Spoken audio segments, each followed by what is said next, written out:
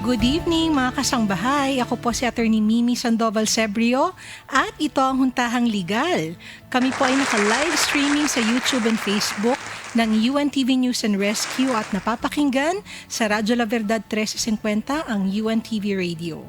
Bago po tayo magpatuloy, pababatiin ko po muna ang aking kapartner na si Attorney Joey Domingo. Magandang gabi, Attorney Joey! LDR na naman tayo!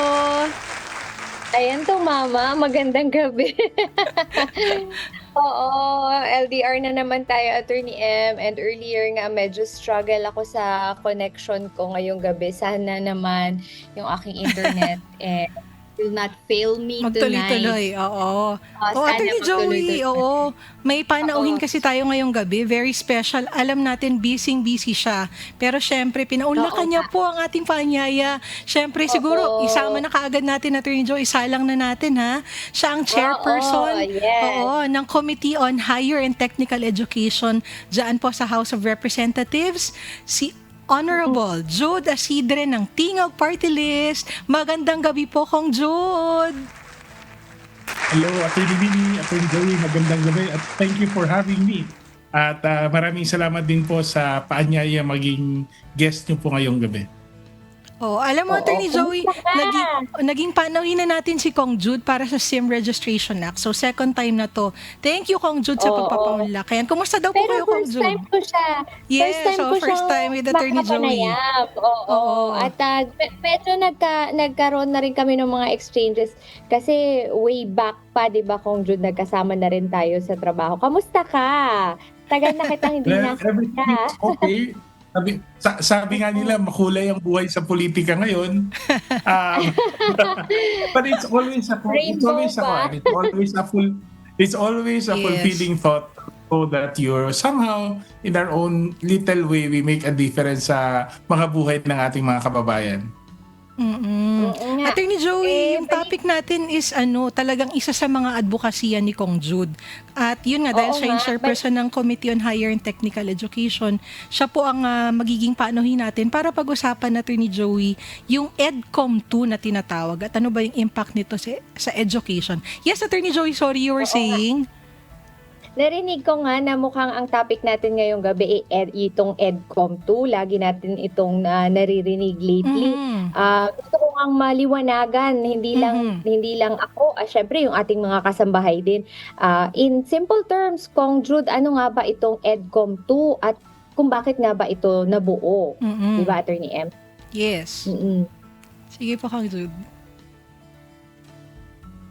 Congressional Commission on Education, isang bicameral, bipartisan din na komisyon na binuo ng Kongreso, composed of members of the House and the Senate, na inatasang magsagawa ng malalim at komprehensibong pagsusuri ng ating educational system sa bansa. Nilikha ito ng isang batas at kasama sa mandato na ibinigay sa amin ng batas na iyon ay alamin kung bakit sa kabila ng lahat ng pagbabagong ating nagawa, lahat ng mga programa, polisiya at reforma tungkol sa edukasyon nitong makaraan mga taon, marami pa rin sa ating mga kabataan na masabi natin nahirapang bumasa, umunawa at also yung kahit yung mathematical ability. Kumbaga, if I were to compare, ang EDCOM ay parang diagnostic commission. Layunin nitong alamin kung saan nagkulang ang sistema, bakit nangyayari ito, at ano pa ang kailangang baguhin. Oo. Kasi Kong Jude naalala ko, Attorney Joey, nung mga nakaraan, talagang medyo maraming na siya. Kasi Kong Jude, di ba yung results ng PISA?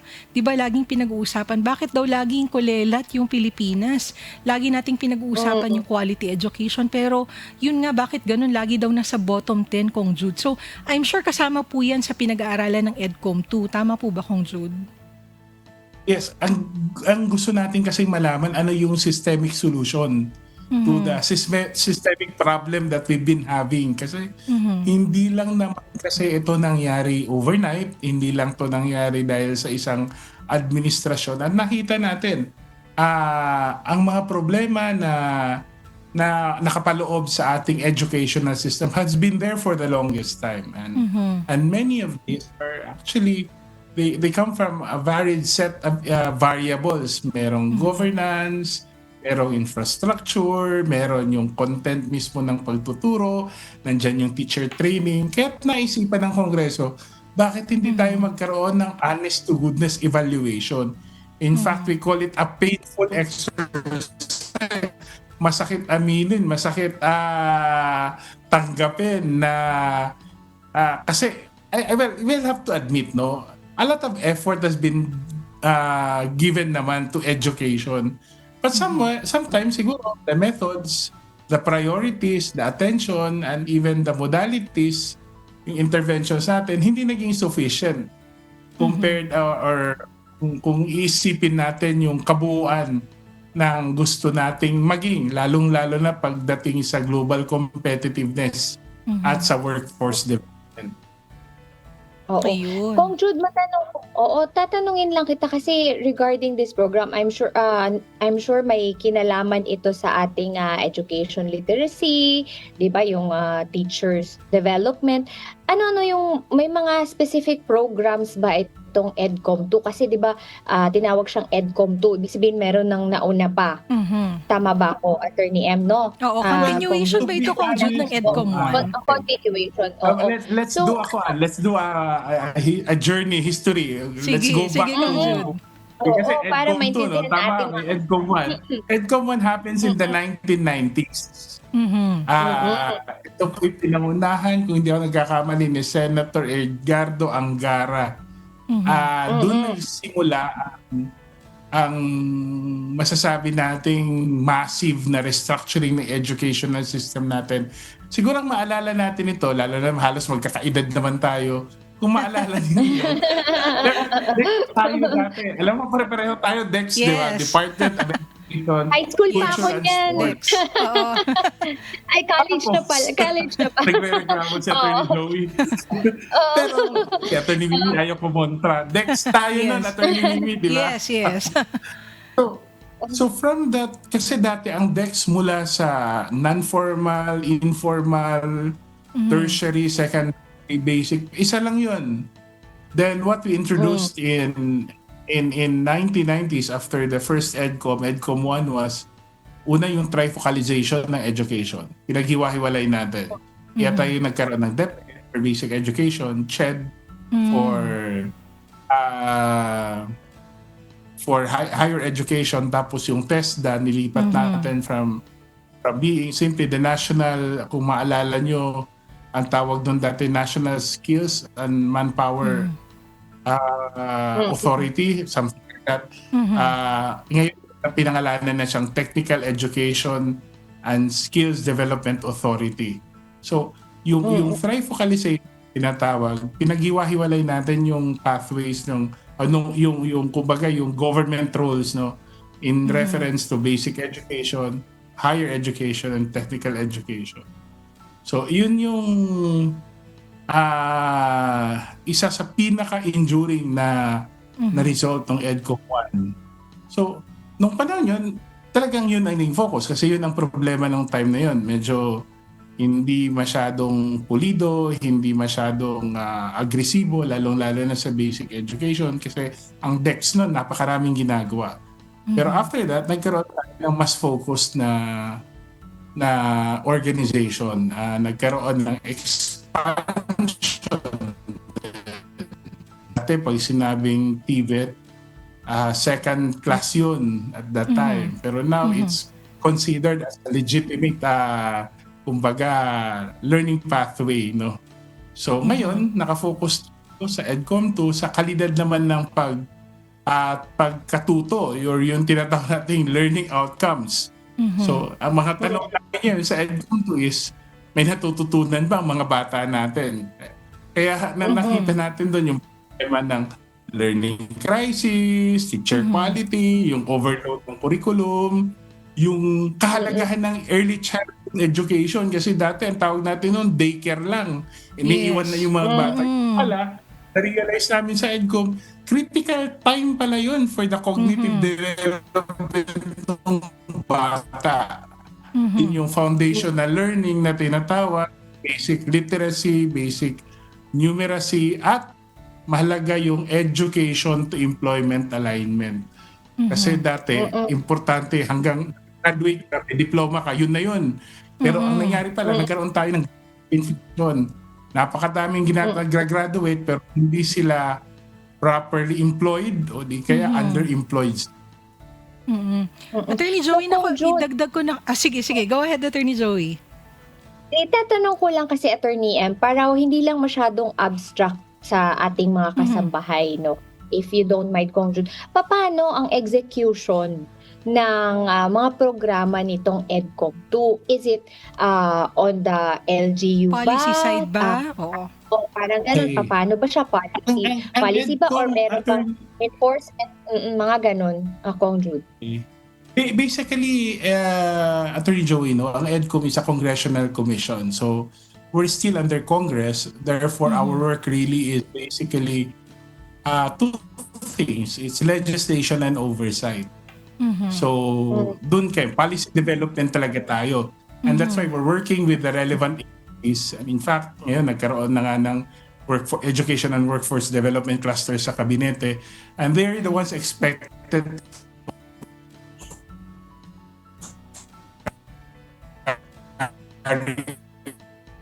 Ay, parang Medyo Kong nawawala. Jude. Oo, medyo nagkakaproblema lang ang internet connection ni Kong Jude.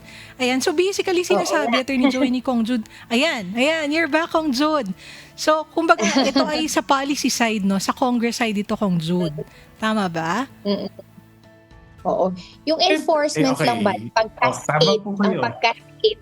So, Kong Jude, sorry, medyo napuputo lang inyong internet connection. Sige po, go ahead, sir. Oo.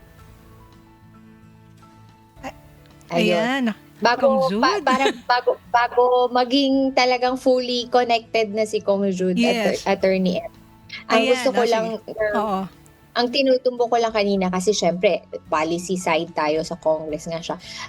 Yung execution and enforcement later on kapag ka fully Pag may functional na-crack na na ito. polisiya, oo, yung Oo, EDCOM 2. pagka meron ng Ayan. fully functional na ang policies, ano ang expectation natin for its execution and enforcement? Is it going to be on a national scale? Ikakascade ba ng national to provincial hanggang grassroots? Yung mga ganon kasi syempre yung practical grasp ng ating mga kasambahay kung paano sila paano sila makikinabang, paano makakapag-take advantage dito sa polisiyang ito na may kinalaman sa betterment ng education natin sa ating bansa. Ayun. Andiyan na ba si Kong Jude? Andyan na si Kong Jude. Oo. Ayan. Sige, pasagutin muna natin si Kong Jude bago tayo mag-gap. Sige, Kong Jude. Okay, balikan ko po kanina. Ulitin ko lang po. Ang EDCOM is a policy commission, no? It's really policy making. So, part of what we need to do is really to design the policies na pwedeng i-implement ng ating mga education agencies. Ito yung TESDA, CHED at DepEd. Syempre, meron ding mga other fringe issues, no, that are directed towards, for example, PRC, kasi mahalaga yung professional regulation sa workforce development. Nandyan din yung pakipag-usap natin sa mga local government units dahil sa school board sila naman ang responsible nun. Pero sa kabuuan, no, ang ginawa ng komisyon, hindi lang ho sa may annual report tayo every year for the last 3 years, kundi nitong third year natin ay gumawa din tayo ng National Education Plan. So ito, National Education is a result of the diagnosis that we made of Philippine education in the last 3 years. Yung tatlong report. We started with una, miseducation. Doon natin nalaman, yung tinuturo pala natin, hindi na angkop. Yung pamamaraan ng pagturo natin, hindi angkop sa pangangailangan ng panahon natin ngayon. Kaya nga miseducation. Doon natin na-realize may learning crisis pala sa Pilipinas. Tapos, second year, ang report namin nakafocus sa fixing the foundations. Pagtuunan natin ng pansin, ano ba talaga foundational learning? Ito yung nakita yung focus doon sa first 3 or 4 years of basic education is critical. Nakita natin doon na ang nutrition pala is also an education issue sa incidents sa incidence ng stunting sa ating bansa. At last na, ito na yung crossroads. We make a decision, di ba? We make a decision kung ano yung direction natin. At sabi namin, it will take 10 years to really restructure, reform, and strengthen Philippine education. Sa parte ng Kongreso, nandun ang mga legislation na ginagawa natin ngayon para maging foundation ng bagong polisiya. Like for example, sa committee ko, nandun yung pagbabago ng struktura ng CHED, pagpapalakas ng CHED, pagpapalakas ng TESDA. Kasi since 1990s hanggang ngayon, lumaki at lumawak na ang mga tungkulin ng Commission on Higher Education. At maging sa basic education, meron dong ganong mga panukala na. Now, from the legislation, we hope that government will also carry on with the implementation. At kung naghahanap tayo ng konkretong step, wala nang mas konkreto pa sa ginawa this year. The biggest ever share of the national government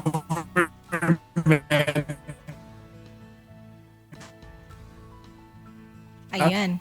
Ayun. Kong Jude? Hindi natin napunta. Yung program, pinapalakas na natin. Ayun.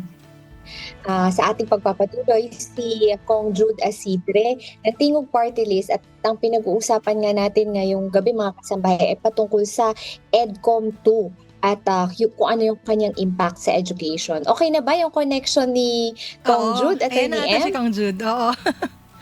Hi, Kong! Ayan. You're back! Ano? Challenge. Akala ko ako yung challenge sa internet connection. Kong Jude, nandiyan ka na ba? Medyo nag-freeze pa si Kong Ayan, Jude. Kong Jude! Ayan. Hi. Hello, Clara. Naririnig Okay na, Kong. Siya na. Oo. Ayan. Kong Jude, ano-ano daw po ba ang key recommendations ng EDCOM Okay 2 na. so far? Yes, para ma-improve ang kalidad ng edukasyon. Kasi kanina, sinasabi niyo na po, Kong Jude, if you would like to continue po, ano ba yung mga recommendations ng EDCOM 2 so far?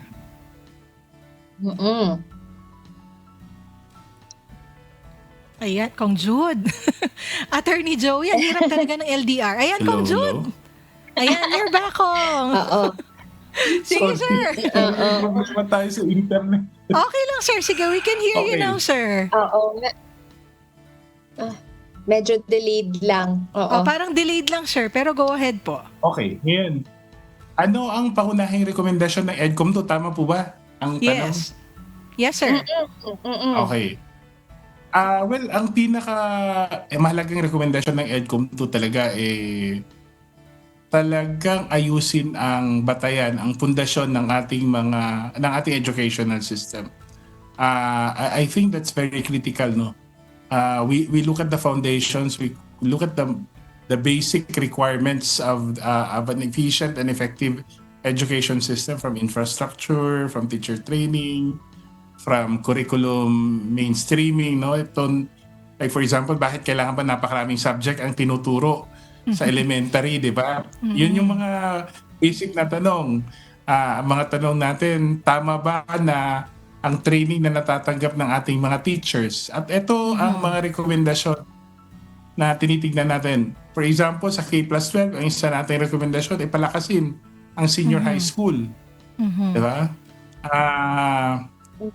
In a way, ang naging, to summarize na lahat ng nakita naming problema is, nakita natin na talagang structural ang problem ng learning crisis. At kaya napakahalaga yung nangyari ngayong taon na dinagdagan natin ang investment sa education infrastructure. Andyan din yung paano natin ma-upgrade ang capacity ng ating mga guro, at nagpapasalamat tayo sa ating Pangulo na buo ang kanyang suporta doon sa expanded career progression system, kung saan nagkakaroon na ng pagkakataon ng mga teacher na ma-promote. Hindi na ho ang option lang nila maging principal. Kasi dati, para ka ma-promote, kailangan mo targetin maging principal. Tama. Looking forward, no, we also would want to look at how we can use better technology. Yan, mahalaga yung ngayong yung integration ng technology kasi given the world we live in, including artificial intelligence, digital learning, hindi na pareho. Kumbaga, ang pag-aaral hindi na pwedeng masabing confined lang sa classroom. Pero hindi lang din ito tungkol sa paggamit ng gadget. Kasi, like for example, online teaching, hindi lang naman ito, it's not a matter only of putting a camera in front of the teacher para siya makapagturo. Kailangan may tamang kasanayan, may tamang sidad. Kasi, syempre, iba din yung mga bata ngayon eh. Totoo. Hindi na ito katulad nung panahon ng Attorney Mimi, yung time natin, pare-pareho, we were trying to learn it together, di ba? Ngayon, mas maalam minsan yung mga bata kaysa sa mga teacher pagdating sa paggamit ng gadget, di ba? This is a generation that we can properly call digital natives na sila. So, napaka-varied ng mga recommendations ng EDCOM, Attorney Mimi, Attorney Joey, no, na kaya nga kung titignan mo, it's really a 10-year plan.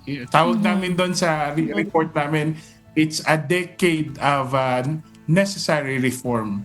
So, mahalagang kung tayo doon at nasusukat natin, yun pa yung isa naming na rekomendasyon.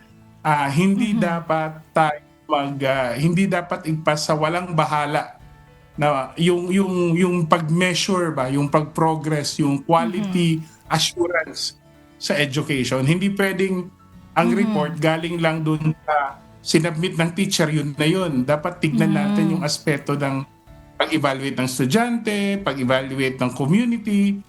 Doon po natin makikita kung talagang may impact at may lalim ang educational system natin sa bansa. Parang nakaka-excite, Attorney Joey, yung dinidiscuss ni Kong Jun. No? Kong Jun, di ko alam kung aware si Kong Jun. Alam mo, Kong Jun, before I entered law school, preschool teacher kasi ako, Kong Jun. Ayun. Kaya this is a topic that's close to my heart. Oo. Kaya pala kulang ng Di ba? Kaya pala kulang ng ECCD teachers sa Pilipinas. Di ba, sir? Patient si Attorney M sa mga preschoolers. Kung Jude, mahaba ang pasensya ni Attorney M. Ewan ko lang kung ngayon pa rin. Yeah, but yun nga, I was thinking, kaya nga very relevant kasi I'm pretty sure nung time na nagtuturo ako, no, ibang-iba na siya, Kong Jude, ngayon, no, even the time during the pandemic, no, yung kasi yung attention span ng bata, Kong Jude, di ba? Can you just imagine?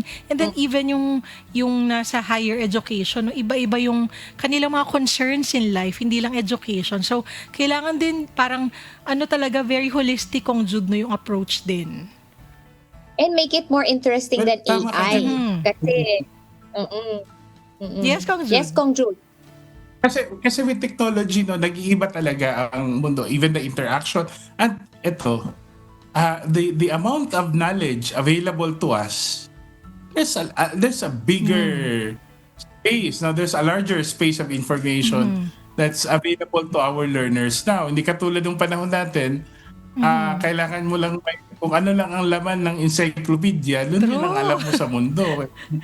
So kung A to C lang yung na-deliver, Kong Jude, hanggang doon ka lang. Hindi pa yun updated. Tama. May gumagamit pa ba ng encyclopedia ngayon? Mukhang kasi dati, lahat accessible na sa internet. Di ba may na. naglalako pa di ba? Dati ng encyclopedia. Correct. Ngayon, Yung mga grabe book of knowledge, diba? ganon. Oo, di ba? May ganon pa. Isang full volume pa yun. Kailangan mong basahin kung gusto mong maging knowledgeable. Ngayon, kapag meron ka itong query, pwede na lang, internet na lang. Tsaka yung mga bata, Kong Jude, nang bilis di ba? Talagang marunong na gumamit ng cellphone. Yes, Attorney Joey. Gusto kong isingit to, baka hindi naabutin itong sunod na tanong natin, Attorney M, kung ano yung magiging papel ng Kongreso at Senado sa mga reformang ito ng EDCOM 2. Well, sa reformang nirekomenda ng EDCOM 2, tatlo ang magiging napakalagang patuloy, the continuing role ng Kongreso. No? Una, yung batas. Marami sa mga reforma na nangangailangan na i-review natin yung mga existing laws natin. Bigyan ko na lang ho kayo ng example. Maraming kurso sa kolehiyo, sinaad talaga sa batas kung ilang taon dapat. Correct. Kailangan 5 years ng dentistry, kailangan 4 years ganitong kurso. Pero kung iisipin mo, lalo na sa panahon ngayon, hindi na kailangan gano'n katagal. Mhm. Mm. So yun, yung Oh. mga batas na yun, kailangan nating bagbayin. Kailangan Mm. nating i-review yung Mhm. many of the reforms already have started, but we're also looking forward to more reforms. Ay kami, pinag-aaralan namin yung paano pa natin palalakasin ang linkage between yung education to employment. Dapat mahalagang Tama. usisain na ang mga bagong kurso na binubuksan, hindi lang dahil may mag-i-enroll sa kursong yun, kundi yun ay kailangan ng industriya mismo. Mhm. Well, yung pangalawa, And talagang role ng Kongreso. Yes, sir, ma'am. Yes, patuloy ka muna, Kong Jude. Yung isa pang role na Yung pangalawang binabanggit mo. mahalagang role ng Kongreso is budget. Every year, we Yes. pass the budget. Lahat ng plano natin, plano lang yan hanggat hindi napupuntuhan. Sabi ni Atty. Mimi yan. Kailangan may budget. Yes. Pangatlo, oversight, which is oftentimes hindi masyadong napapansin ng role namin sa Kongreso. Oversight is understand whether ang una, yung mga batas ba natin na implement ng tama, o di kaya yung budget nagagamit ng wasto, o di kaya yung pag-perform ng mga mandates sa mga agencies ay naaayon ba sa inaasahan. Ayun. So, 3 main roles, kumbaga, ang Kongreso ko. Yes, Attorney Joey? Di ba ngayon, Kong Jude, meron na nga ginagamit na sa iba't ibang kurso kasi sa medicine meron may mga universidad na merong tinatawag na LeapMed o yung ating pre-med instead of 4 years nagiging 3 years na lang. Yung mga ibang universidad meron na ring trimester, di ba? So pinapabilisan na rin nila yung mga ibang kurso na kaya naman talagang makover within a few number of years na hindi na kailangang magbayad pa ng matrikula ng ilang taon. Tama po kayo. Actually, yan nga po yung gusto natin, di ba? Lalong-lalo na nagdagdag tayo ng 2 taon ng senior high. At sa tingin ho natin, dapat magkakaugnay po ang bawat antas ng pag-aaral. So kumbaga sana ang college hindi na Meron pa bang K-12 ngayon, Kong Jude? Hanggang ngayon ba? Di ba wala na? O meron Oo, pa? May Meron to pa 12 pa din. Oo. Ayun, meron pa daw mga kasambahay, malaki. nililinaw It's a Kong Jude. It's a Yes, very ma'am. positive development ang K-12. Hindi natin pwedeng atrasan yan. Kasi sa ngayon, panahon po yun, Attorney Joey, na ilan lang tayong bansa, 2 yata. Yes. Tayo at ang goal, ang 10-year program ng basic education. Buong mundo po, 12 years daw ang basic education. So, ang kailangan lang siguro natin paano natin mamamaximize na ang bawat antas ng pag-aaral mula sa early childhood hanggang elementary, junior high school at high school, ayun po ay makakatulong sa pagtuturo ng foundational learning para sa professional training and education talagang sapat at naaayon ang ating mga kasanayan sa pangangailangan ng industriya, which is a very critical component of education. Ayun. Attorney Joey, Attorney mukhang, Kong Jude, sana kung may time ka po, may Kong ilang Jude. mga katanungan po ang ating may ilang viewers sa inyo. Mga ilang questions po ang ating mga Sige. viewers. May Ayan, mga basahin na viewers natin, na Attorney Joey. Ayan, para regarding sa tuloy-tuloy topic na natin tayo. ngayong gabi.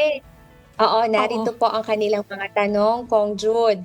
Ayan, senior high graduate ako, pero hirap akong makahanap ng trabaho. May silbi pa ba talaga ang K-12? Ayun, tinanong ko yun. Yan na, sinabi na ni Kong Jude kanina. Ayan. Ay, Oo nga. yung Oo, iba may kasi siguro, dagdag ka pa Kong Jude, di ba? Nag-a-adjust din siguro, lalo na yung mga bago kasi, di ba, na kakasimula pa lang ng K-12. Actually, sa totoo lang, Attorney Joy, madami akong naririnig na medyo nagrereklamo dito sa K-12. Hindi raw nila maintindihan kung ano yung purpose, karagdagang gastusin lamang daw yung K-12. Yes, Attorney Joey.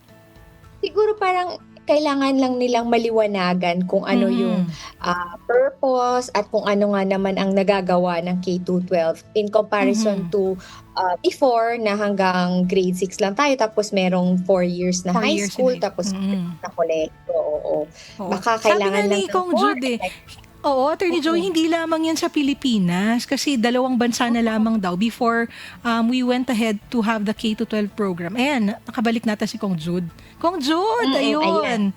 Yun. Oo, parang nasagot May mo na, tanong pero pa. baka gusto niyo pong diinan Actually, pa. yung K plus 12, no? Yung K plus 12, talagang kailangan pa na, because it's, okay, admittedly, it's a new, Mhm. it's a relatively new innovation, di ba? Pagbabago, medyo hindi pa natin masyadong natatansya ang ano yung pinaka-optimal na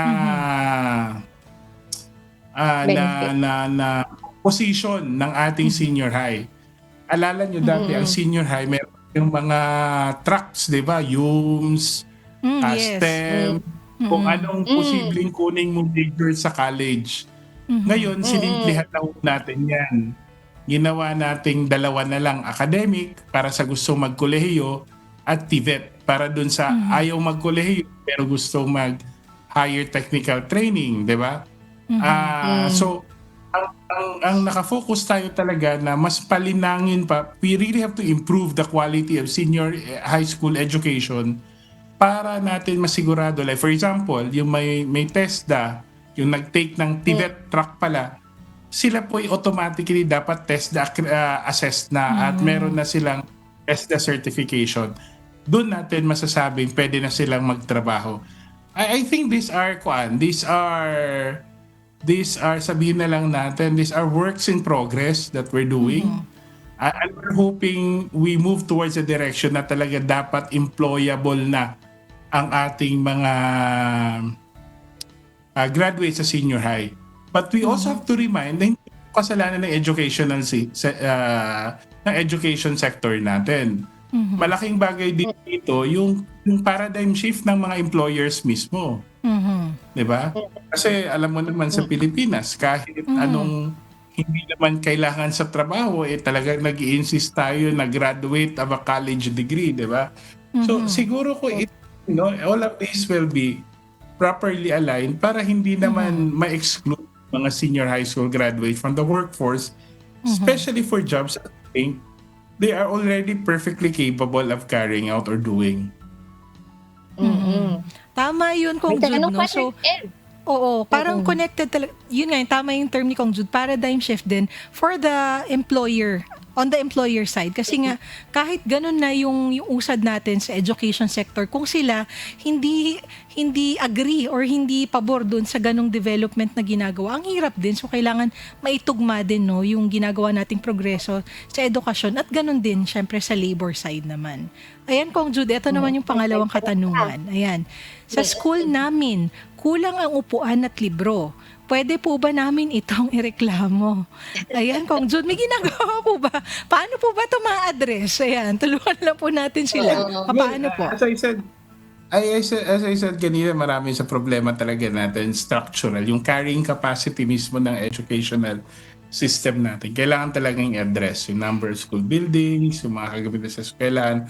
And I think naman I'm confident that the President and this administration is serious in addressing. In fact, ngayon, nagkaroon na tayo ng partnership sa private sector at sa local government unit sa pag-accelerate ng school building sa iba't ibang bahagi ng ating bansa.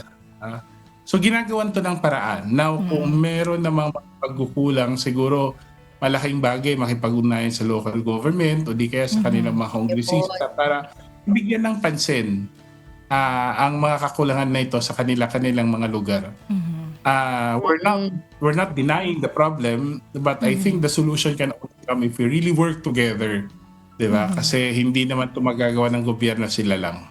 And I think that's the message that we're trying to with this continued partnership between private and public sectors. Ayun. Ayun. Yan. So, ang Meron pang sagot kasunod, dun Kong sa- Jude. Oo. Ang sagot dun sa katanungan kanina, mga kasambahay, maaari ninyong ireklamo. Ang sabi ni Kong Jude sa mga respective LGUs o kung yung congressman sa inyong distrito, ayun, pwede niyo ito itapit. Ayun. Para sa ating sunod na katanungan, Kong Jude, ito, attorney, public school ang anak ko. Pero kami pa rin ang bumibili ng modules at supplies. Legal po ba yan? Ayun. Kong Modules at Jude. supplies. Ayan.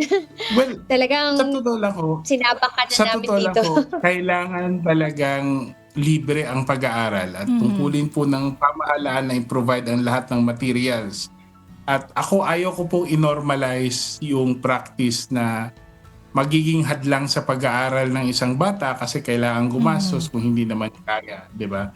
So I think this is something that we cannot just say na we should tolerate. But the other thing is we have to also understand that with limited resources and also with the logistical limitations that there may be, no? Hindi ito mangyayari instantly. Ang tanong, legal ba ito? Hindi. Hindi naman ho pinagbabawal yan na mangolekta ng voluntaryo, pero definitely hindi po pwedeng gawing mandatory. Kung meron hong ibang paraan, at alam ko marami sa ating mga teacher, no, kahit yung sarili na nila halos na pang Totoo. sweldo, allowance, ginagamit, ginagawa nun ng paraan. Pero just as I said, it's good that these questions are being asked para hindi naman masabing okay na lahat or normal lang ang ganito. Hindi dapat normal na kulang ang supplies at gamit dito. Huwag na nating pag-usapan ng legal na aspeto, no? Kasi sometimes, syempre, pag exigency, walang choice. Na ang ako lang ang at this point, no, kumbaga immediate na yung immediate situation natin, sana walang hindi ito makahadlang para sa isang estudyante na Ayun. Pero kagaya ng sinabi ni Kong Jude, I'm sure tinututukan po ng gobyerno yan. And syempre, nandito si Kong Jude, ayan na, di ba? Chairperson at kasama sa EDCOM 2. Alam mo na, Kong Jude, kung ano yung pang problema, pang araw-araw, no? Oo, sa edukasyon. Ito pa, Kong Jude, ha? Ayan, 60 students kami sa isang classroom. Hindi po natututukan. Meron po bang batas, Kong Jude, patungkol dito? Or baka may ginagawa po yung EDCOM 2 about this, Kong Jude? Yung Yes, ratio din meron ng po dami ng tayong- estudyante. Oo. Meron ako tayong pinasa na classroom school building acceleration bill. Inaantay na lang ho natin na ma-finalize, na-approve na sa Senate. Inaantay natin yung approval sa House. Ang batas na ito ay mag-a-allow ng mas maraming participants, no, mga partnerships, private sector, civil society, local government units, para natin ma-close yung gap sa classroom. Sa totoo lang, kulang talaga tayo ng classroom. Pero hindi lang ho yan dahil walang classroom na gagawa. In fact, nung time na ginagawa namin yung EDCOM site visits, isa sa nakita ko, and this is something that I really didn't understand before EDCOM, no? May maraming lugar dito sa Metro Manila, kahit sa Calabarzon, nagkakaroon ng congestion sa mga classrooms overnight because nagkakaroon relocation sites malapit sa kanila. O di kaya nagkaroon ng mga housing resettlement areas. Like for example sa so yung dating barangay na meron lang 200, 300 na mag-aaral, may i-relocate bigla na 1,000 mga pamilya mula sa Metro Manila. Siyempre, yung eskwelahan na yun na plinano lang for 200, 300 students, biglang loloko yan yun. And I think that's the case in many other places. There's also housing congestion. No? So, sa totoo, it's not as simple as kulang tayo ng classroom. Yes, kulang tayo ng classroom. Pero mahalagang aralin natin, ano din yung nagkukos ng kakulangan ng classroom. Kasi kung kulang talaga ng classroom, sa totoo lang ho, hindi naman biglang nagkakaroon ng 10 bagong grade 1 or 100 bagong grade 1 sa eskwelahan. Kumbaga sa normal lang na paglaki o pagtanda ng mga kabataan sa barangay yun, 'di ba? Pero things like relocation, even disasters, 'di ba? Yes. Yung Magiging evacuation site din, Kong Jude. Tapos yung isang mahalagang factor din yung itong mga nagdaan ng mga crisis, tama kayo, mga relocation sites. And I think in putting forth a solution, this all has to be considered. Ayun. Attorney Joy, may isa pa ata. Oo nga, meron pa nga, Kong Jude, pasensya na. Attorney, sa probinsya namin, kulang ang guro at facilities. Makakarating po ba ang tulong ng EDCOM 2 dito? Ayun. Nako, Kong Jude. Ay, ayuda na Halo-halo na yata to, labo-labo na. kailangan. By Kung June, this time, pasensya no, by ka na. this Oo. time, Oo. malaking bagay po ang ginawa ng EDCOM kasi nakita na ho natin yung pain points sa kakulangan ng eskwelahan at sa kakulangan ng guro. Nakita natin, for example, sa kakulangan ng guro, meron tayong problema kasi yung mga teachers natin, education majors pala natin, mga nag-aaral maging teacher, ang nangyayari pala, yung ini-take up nila, like for example, major nila ng math o music or sabihin na natin physical education, biglang walang specialized board exam for that particular major. So they start to take the exams that's generic for for the same exam that yung may major ng science or math. So in the end, hindi nagtutugma yung inaral nung estudyante pagkaguro at yung board exam na licensure exam na kanyang ititake. So those are one of the many steps, no, that we're looking at on how, like, meron tayo yung pagpapauwi ng mga teacher na nag-abroad. Maraming factors tayo maraming interventions tayo na ginagawa, including itong expanded career progression program para mas mainganyo ang ating mga teacher na manatiling mga teacher. Kasi minsan, pag hindi nila nakikita yung career progression nila, nag-iisip siya, baka pwedeng ibang trabaho na lang ang gawin ko.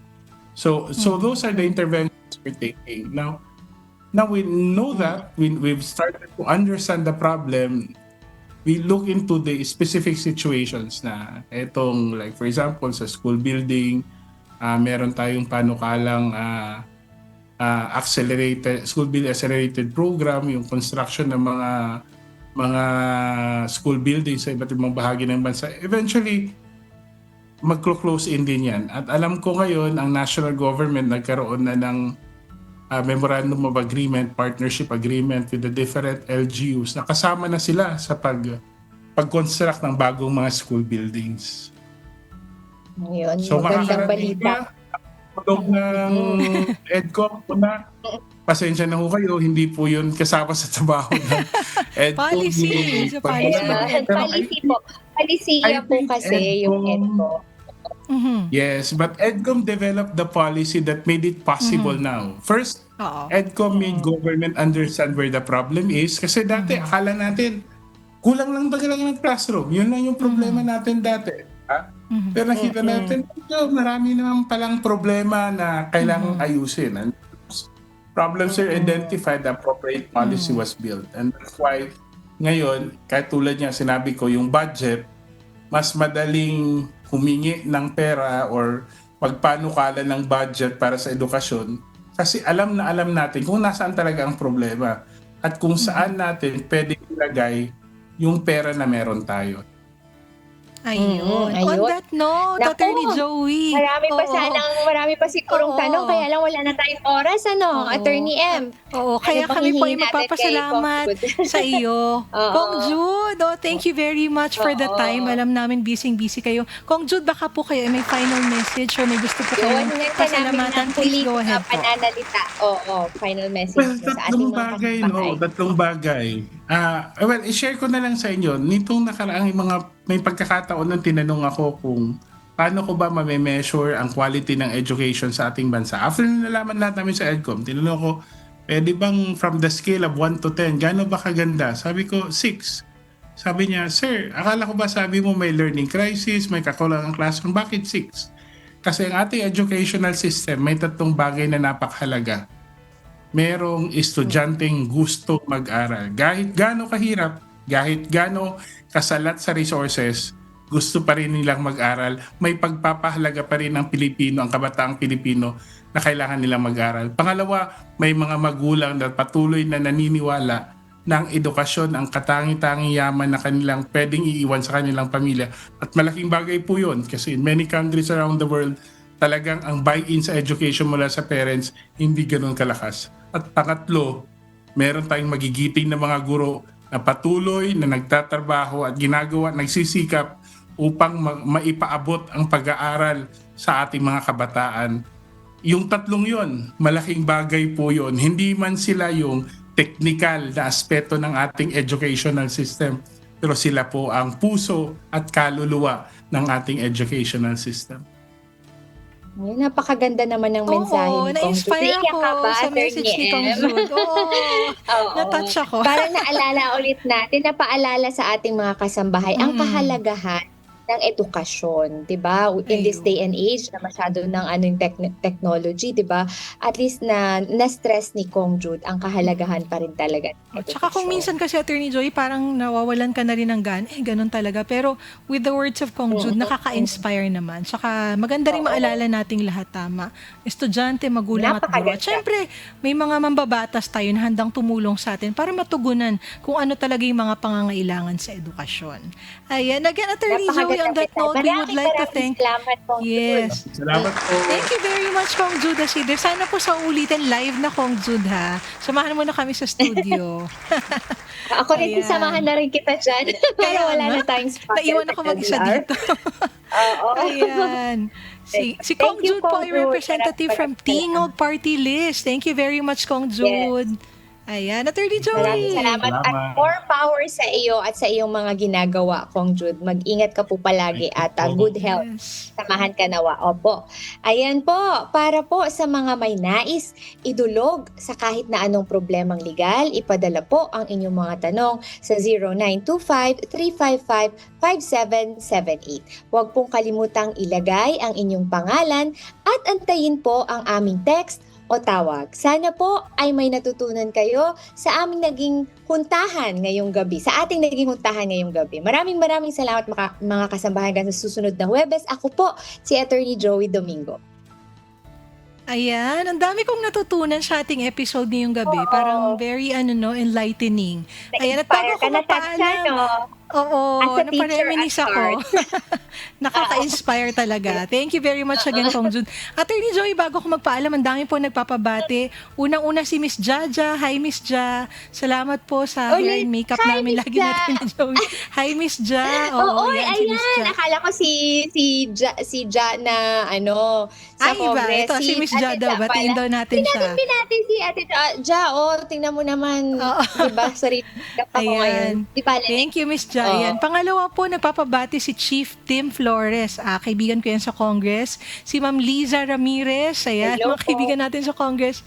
At syempre, Oo. ang magiting na Three Musketeers mula din sa Kongreso, no? Si Sir Budi, si Comsec JR, at si Sir Hoven na nag-birthday po kahapon. Happy birthday, Sir Hoven. happy birthday. At salamat po Oo. sa laging pag-tune in sa programa natin, sa programa ni Attorney Joey at myself. Ayan, ako, maraming salamat mga kasangbahay sa pagtangkilik sa inyo pong programa. Lagi po nating tatandaan, ang batas ay para sa lahat ng tao at hindi lamang po para sa mga abogado. Ako po si Attorney Mimi Sandoval Sebrio at ito po ang Huntahang Legal. Attorney Joey! Yes po. Salamat po sa Diyos.